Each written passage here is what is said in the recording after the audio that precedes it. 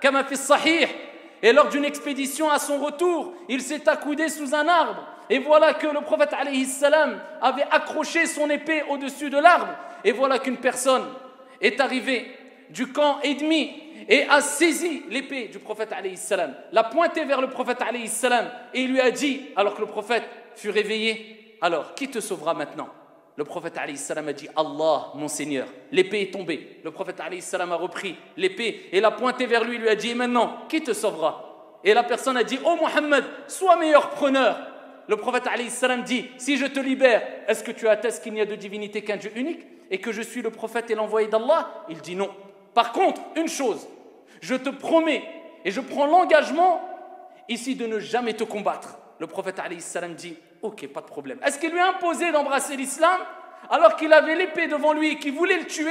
Il dit, sois meilleur preneur. Le prophète a répondu par le positif à cette parole. Et il lui a dit, tu peux partir. Il est parti vers son peuple. Et regardez le résultat. Mais malheureusement, nous, dans l'application, on a du mal. Dès qu'on subit un préjudice d'une personne, ici, qui peut être notre ennemi, ou alors une personne de notre famille ou autre, eh bien, tout de suite, on oublie que la théorie doit se transformer en pratique. Et jamais tu ne récolteras des fruits aussi sucrés si tu réponds au mal par le mal que si tu avais répondu au mal par le bien. C'est impossible. Regardez le résultat. On dit, c'est bon, mais c'est quoi le résultat? Il est parti vers son peuple. Il a dit, Ji'tukum min indi khayrin nas. Je suis venu de chez le meilleur des gens. La meilleure personne, Muhammad sallallahu alayhi wa sallam.